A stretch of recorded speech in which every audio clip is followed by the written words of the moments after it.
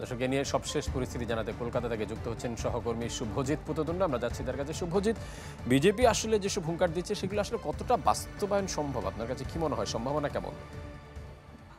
Shea butter ও vitamin E সমৃদ্ধ lily glam beauty soap. Lily, always beautiful. দেখুন, BJP বাস্তবায়ন করার রাজ্যের প্রেক্ষিতে ক্ষমতা তো সেই ক্ষমতা নেই।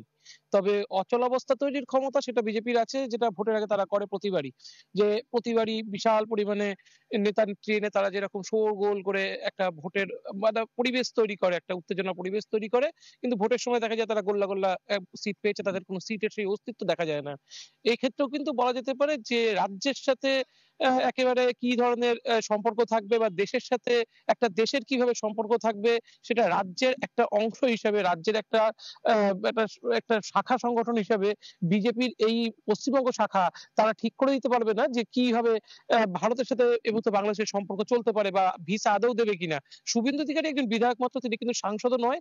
ফলে তার যে ভয়েস দিল্লি অব্দি পৌঁছাতে গেলেও কেন্দ্রীয় নেতৃত্বদের সহায়তা লাগবে এবং কেন্দ্রীয় নেতৃত্বদের যে তার সাথে যে এই মুহূর্তে রাজ্যের কেন্দ্রীয় নেতৃত্বের সঙ্গে শুভেন্দু অধিকারীর সম্পর্ক সেটা কিন্তু খুব অম্লমধুর, খুব ভালো নয়। ফলে তারও কিন্তু গদি টিকিয়ে রাখতে গেলেও তাকেও বেশ কিছু সার্কাস দেখাতে হচ্ছে। বলতে পারেন এটা কিন্তু সেই সার্কাসেরই অংশ।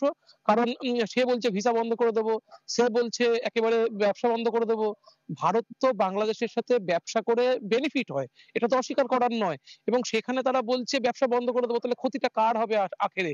এটা কিন্তু সমস্ত ব্যবসায়ীরা, সীমান্তের ব্যবসায়ীরা প্রশ্ন তুলেছে।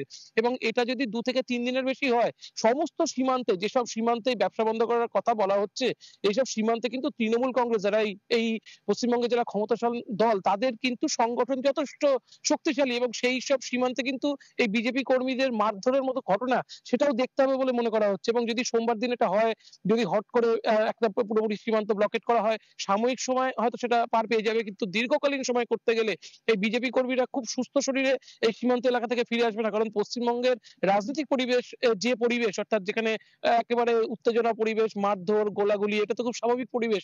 এবং সেটা যদি সীমান্ত এলাকায় হয় এবং বিজেপি কর্মীরা যদি একেবারে শহর থেকে সেখানে গিয়ে আন্দোলন করতে যায়, ফলে পরিবেশ খুব উত্তপ্ত হবে, এটার ব্যাপারে কোনো সন্দেহ নেই। যদিও শুভেন্দু অধিকারী ঠিক ততটা দিন তার আন্দোলন নিয়ে যেতে পারবে কিনা সেটাও একটা সন্দেহ আছে। কারণ কেন্দ্রীয় নেতৃত্বের কি ধরনের চাপ আসে সোমবার পর্যন্ত, তিনি কিন্তু সেই সময়টাও দেখতে চাইছেন। যে সোমবার পর্যন্ত কেন্দ্রীয় সরকারের থেকে কি বার্তা তিনি পান, কেন্দ্রীয় সরকার আদৌ কোনো কড়া পদক্ষেপ নেয় কিনা, সব দিকে কিন্তু তিনিও দেখতে চাইছেন। কারণ তিনি যে শুধু হুঙ্কার দিচ্ছেন, ফাঁকা হুঙ্কার হয়ে যাবে কিনা সেটার দিকেও কিন্তু একটা নজর রাখার বিষয় এই মুহূর্তে থাকছে। আপনাকে অসংখ্য ধন্যবাদ। দর্শক, কলকাতা থেকে জানাচ্ছিলেন সহকর্মী শুভজিৎ পুততুণ্ড।